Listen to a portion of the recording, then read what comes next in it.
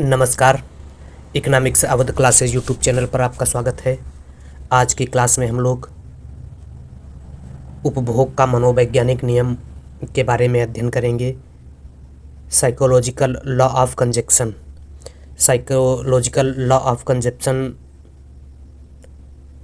के बारे में आज की क्लास में डिस्कस करेंगे।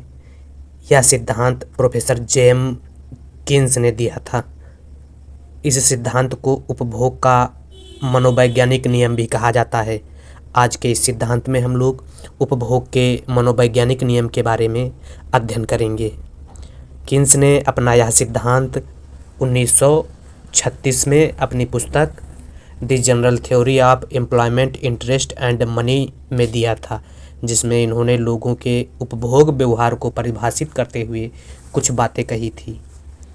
उन बातों में है जैसे कुल उपभोग की मात्रा कुल आय पर निर्भर करती है, और जैसे जैसे कुल आय बढ़ती है कुल उपभोग भी बढ़ने लगता है, पर कुल उपभोग उतना नहीं बढ़ता है जितनी कि कुल आय में वृद्धि होती है।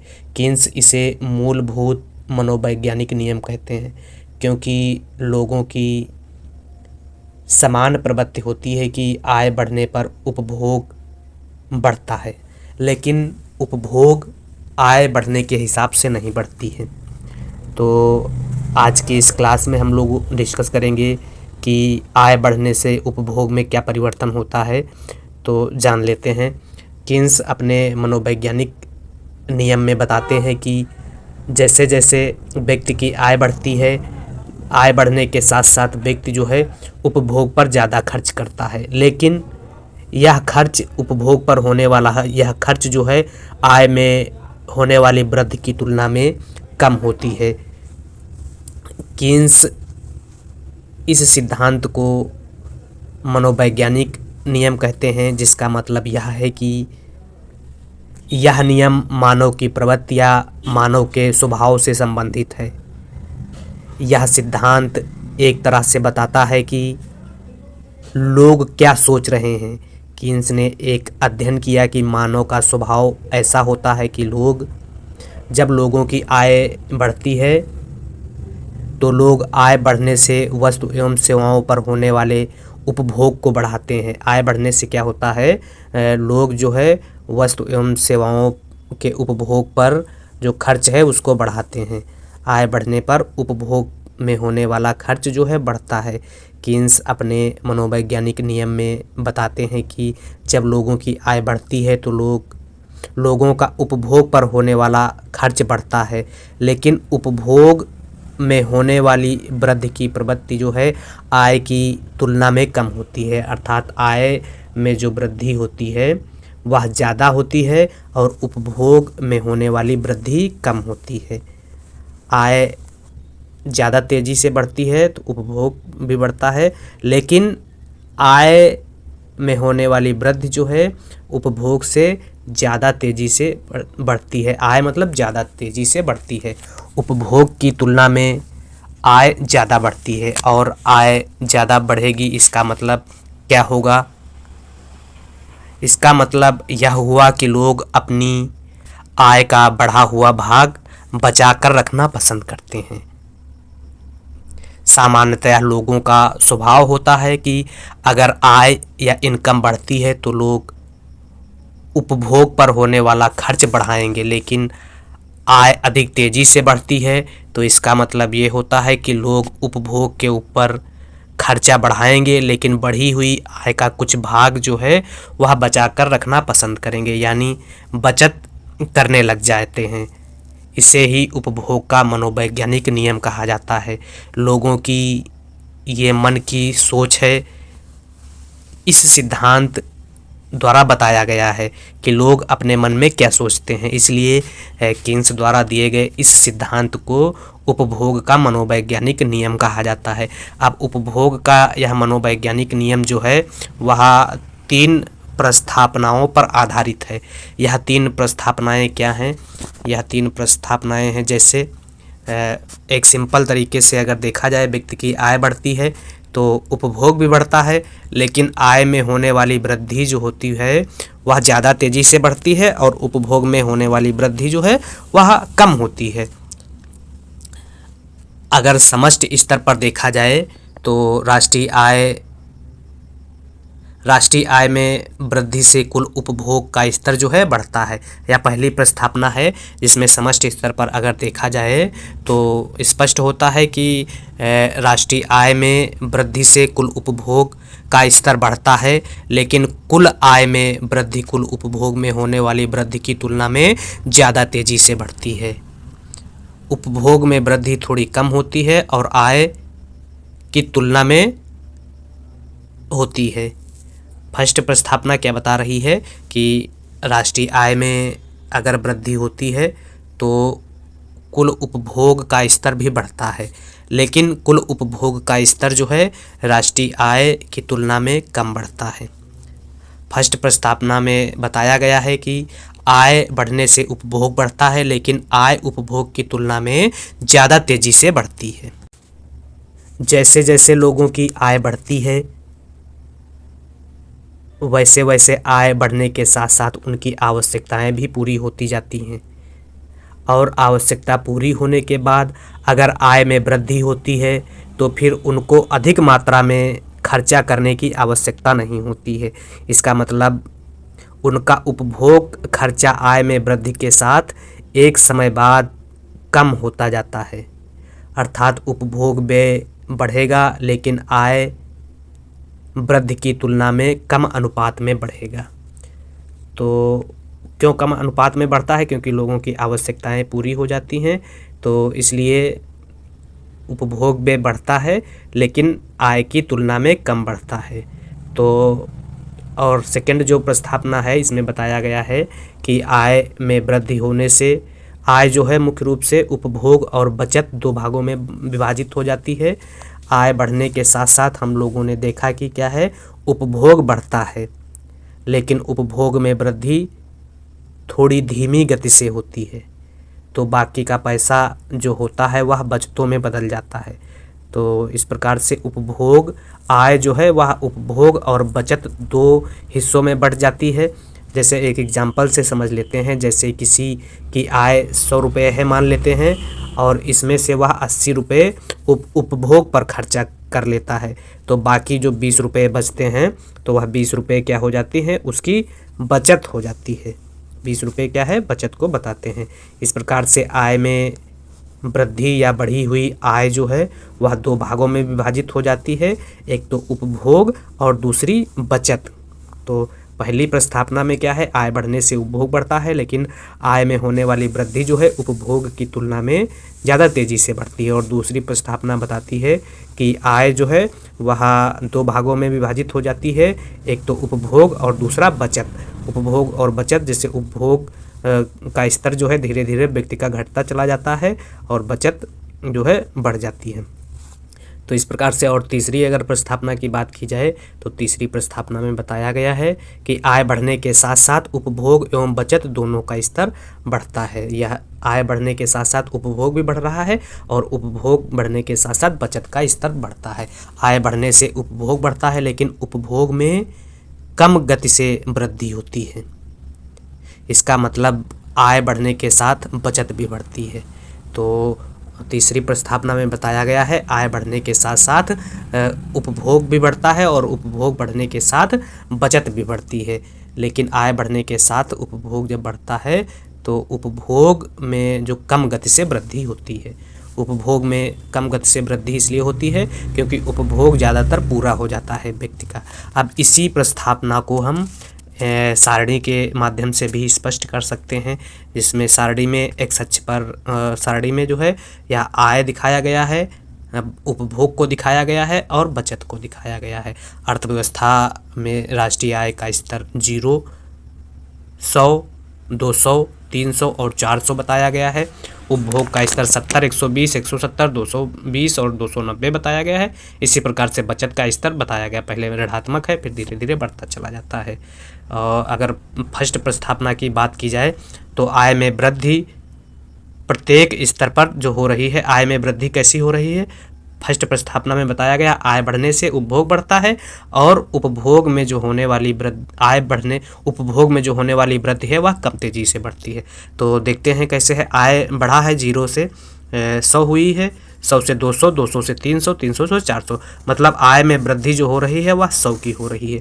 अब उपभोग भी बढ़ रहा है, उपभोग 70 से 120, 120 से 120 से कितना हुआ है 170, 170 से 220 और 220 से 290। तो उपभोग में देखते हैं कितना वृद्धि हुई। तो उपभोग में या 50 रुपये की वृद्धि हुई, फिर 50 रुपये की वृद्धि हुई, फिर 50 रुपये की।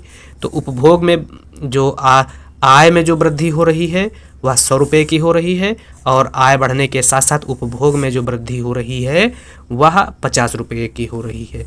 तो फर्स्ट प्रस्तावना में बताया गया है कि आय बढ़ने के साथ साथ उपभोग बढ़ता है, लेकिन उपभोग में होने वाली वृद्धि जो है आय में होने वाली वृद्धि की तुलना में कम होती है, मतलब आय में वृद्धि जो है ज़्यादा होती है।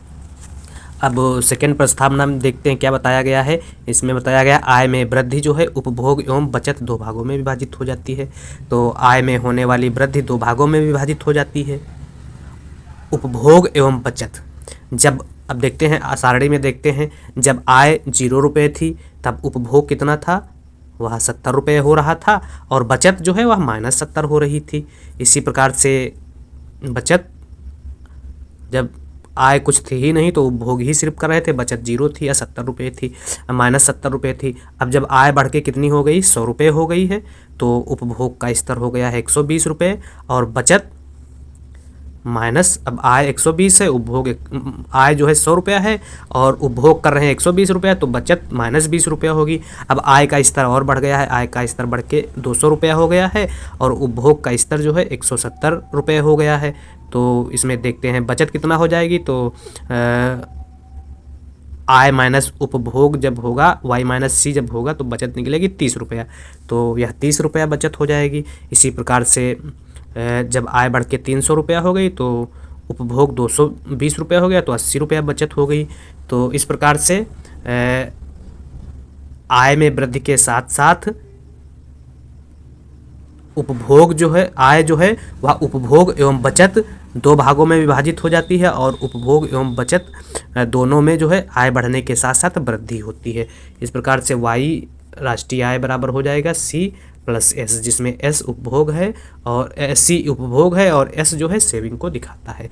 इसे प्राप्त कर सकते हैं वाई बराबर सी प्लस आर और एस, और अर्थात आय जो है दो भागों में सी प्लस एस में विभाजित हो जाती है, जिसमें सी बचत उपभोग को बताता है और एस जो है बचत को दिखाता है। अब तीसरी प्रस्तावना में क्या है देखते हैं। तो तीसरी जो प्रस्तावना है इसमें बताया गया है आय बढ़ने के साथ साथ उपभोग एवं बचत दोनों में वृद्धि होती है। तो जैसे राष्ट्रीय आय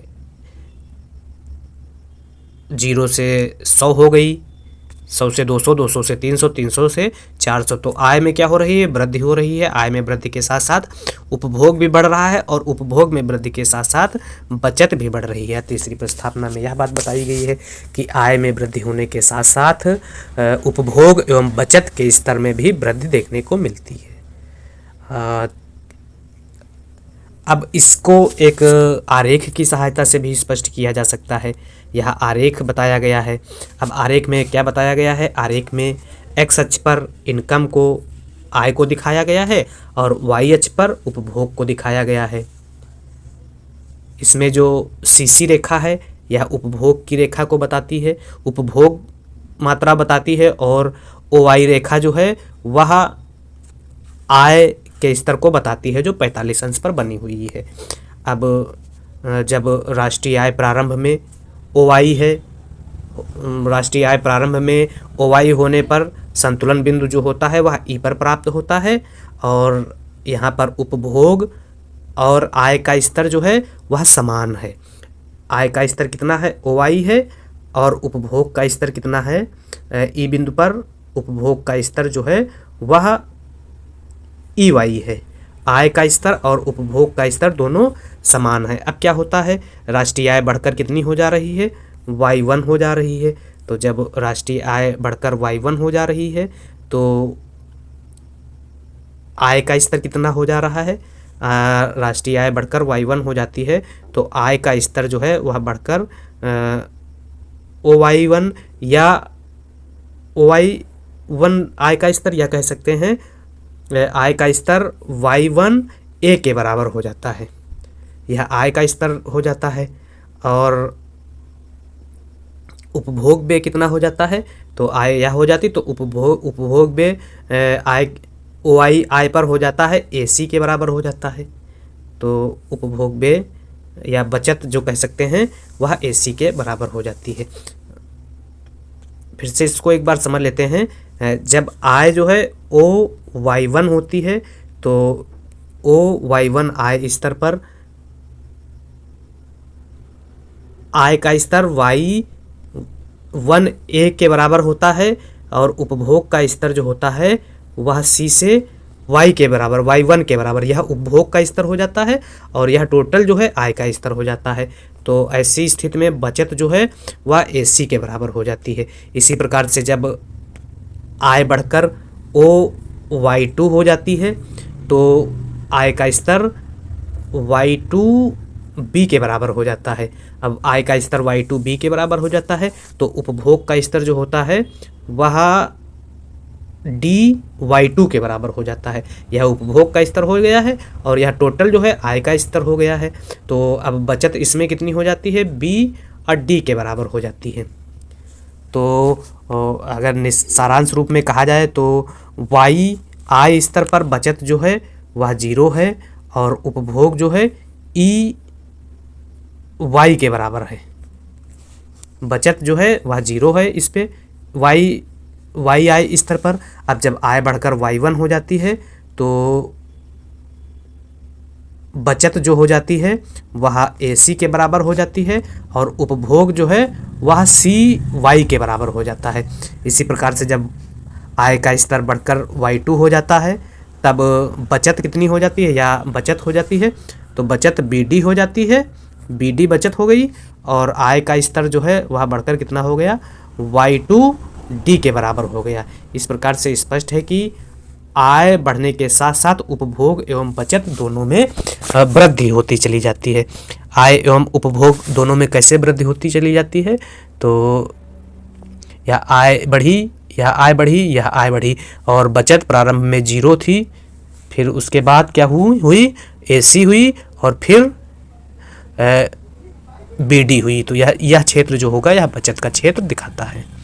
तो इस प्रकार से आय बढ़ने के साथ साथ बचत जो है धीरे धीरे बढ़ती चली जाती है। अब कीन्स का यह मनोवैज्ञानिक नियम जो है इसे निरपेक्ष आय परिकल्पना भी कहा जाता है। यह नियम जो है कुछ मान्यताओं पर आधारित है।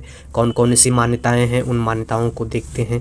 पहली मान्यता जो है मनोवैज्ञानिक एवं संस्थानिक कारक जो हैं स्थिर माने गए हैं। मनोवैज्ञानिक एवं संस्थानिक कारक स्थिर मानने का मतलब हुआ कि लोगों की उपभोग प्रवृत्ति और ऐसे संस्थागत तत्व जो उपभोग को प्रभावित करते हैं उन्हें स्थिर मान लिया गया है। जनसंख्या में होने वाला परिवर्तन स्थिर माना गया है। टेस्ट एवं प्राथमिकताओं को स्थिर माना गया है। आदतें, फैशन, कीमतों को स्थिर माना गया है। जबकि आय में सिर्फ परिवर्तन हो रहा है, आय में वृद्धि हो रही है, और यह अल्पकाल का समय है। किसी प्रकार का परिवर्तन जो है कीन्स के उपभोग मनोवैज्ञानिक नियम में या कीन्स की निरपेक्ष आय परिकल्पना में नहीं माना गया है। एक तो यह मान्यता मानी गई है। दूसरी मान्यता मानी गई है कि यह नियम जो है वह सामान्य परिस्थितियों में लागू होता है। वो कीन्स का मनोवैज्ञानिक नियम है जो सामान्य परिस्थितियों में लागू होता है। कीन्स द्वारा बताया गया कि उपभोग व्यवहार या उपभोग का पैटर्न तब नहीं पाया जाता है जब अर्थव्यवस्था में असामान्य स्थिति पाई जाती है। युद्ध के समय, मंदी एवं तेजी के समय, राजनीतिक अस्थिरता या राजनीतिक या सामाजिक क्रांति के समय उपभोग का मनोवैज्ञानिक नियम जो है देखने को नहीं मिलता है। इसका मतलब उपभोग का मनोवैज्ञानिक नियम जो है वह सामान्य परिस्थितियों में अर्थव्यवस्था में देखने को मिलता है। इसके अलावा अगली जो मान्यता है वह पूंजीवादी अर्थव्यवस्था में लागू होता है।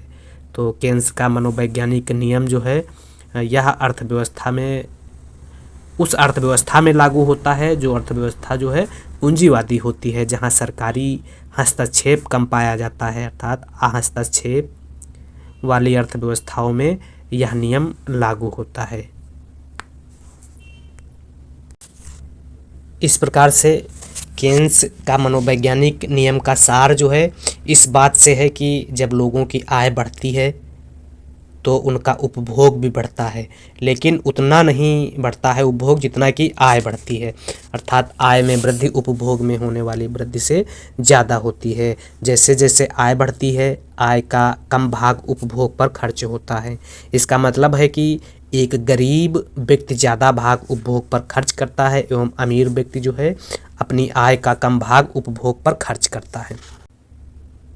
केन्स के इस मनोवैज्ञानिक परिकल्पना की दूसरी महत्वपूर्ण बात यह है कि जैसे व्यक्ति की आय बढ़ती है वह उपभोग पर आय का कम भाग खर्च करता है। इसका मतलब यह भी है कि वह आय का कुछ भाग बचत करता है, यानी आय बढ़ने के साथ जो है बचत में वृद्धि होती है। अब केन्स के इस मनोवैज्ञानिक नियम में यह नियम जो है एक समस्या की ओर इशारा करता है। केन्स अपने मनोवैज्ञानिक नियम में बताते हैं कि जब क्या होता है आय में वृद्धि होती है तो उपभोग भी बढ़ता है। आय में वृद्धि के साथ साथ उपभोग में भी वृद्धि होती है। यहाँ हम देखे थे आय बढ़ती चली गई, यह आय बढ़ी, यह आय बढ़ी, तो उपभोग में भी वृद्धि हुई। पहले आय बढ़ने के साथ साथ उपभोग में वृद्धि होती है और बचत में भी वृद्धि होती है, पर उतना नहीं होती है जितना आय में वृद्धि होती है। इसका मतलब यह भी है कि कुल आय और कुल उपभोग के बीच का जो अंतर है वह अंतर जो है बढ़ता चला जाता है और यह अंतर जितना अधिक होगा अर्थव्यवस्था में मंदी उत्पन्न होने के चांस उतने ही बढ़ेंगे। इस समस्या को दूर करने के लिए एक ही उपाय है कि बढ़ती हुई बचत को निवेश में बदला जाए। यह जो बचत है, यह बचत को केन्स बताते हैं कि इसको निवेश में बदला जाए। भाई आय बढ़ने के साथ साथ उपभोग भी बढ़ रहा है और बचत भी बढ़ रही है, तो और आय जैसे जैसे बढ़ती है तो यह बचत का स्तर उस हिसाब से नहीं होता है। तो केन्स बताते हैं कि यह अंतर जब बढ़ता चला जाएगा तो ज़्यादा से ज़्यादा चांस होंगे या अवसर होंगे कि अर्थव्यवस्था में मंदी उत्पन्न हो जाए। और इस समस्या को दूर करने का एक उपाय केन्स बताते हैं कि जो यह बचत हो रही है, बचत क्या, अभी हम लोग जब पढ़े थे पीछे तो बचत हम समझे थे वाई राष्ट्रीय आय पर बचत ई है और Y1 राष्ट्रीय आय पर बचत जो है वह AC है और Y2 राष्ट्रीय आय पर बचत जो है वह BD है। तो जैसे जैसे आय बढ़ती चली जाएगी वैसे वैसे आय बढ़ने पर बचत जो है बढ़ती चली जाएगी। तो यह बचत जब ज़्यादा बढ़ती चली जाएगी तो अर्थव्यवस्था में मंदी की समस्या उत्पन्न होगी और यह मंदी की समस्या से निपटने के लिए बताते हैं कि जो यह बचत है उस बचत को निवेश में बदल दिया जाए। जब तक इसके बराबर निवेश को अर्थव्यवस्था में इंजेक्ट नहीं किया जाएगा तब तक अर्थव्यवस्था में जो है मंदी का खतरा बना रहेगा। और केन्स के अनुसार राजकोषीय नीति द्वारा निवेश को बढ़ाया जा सकता है जिससे अर्थव्यवस्था मंदी की चपेट में नहीं आएगी। तो इस प्रकार से केन्स के इस मनोवैज्ञानिक नियम का हम लोगों ने आज की क्लास में विस्तार से अध्ययन किया। यह क्लास BA MA विद्यार्थियों के साथ साथ विद्यार्थियों के लिए महत्वपूर्ण है। इसके अलावा UGC नेट एवं JRF की तैयारी कर रहे विद्यार्थियों के लिए महत्वपूर्ण है तथा जो विद्यार्थी टीचिंग एग्ज़ाम अर्थशास्त्र विषय से तैयारी कर रहे हैं उन विद्यार्थियों के लिए भी आज की यह क्लास महत्वपूर्ण है। एक बार क्लास पूरी देखें, बहुत सारे डाउट आपके क्लियर हो जाएंगे।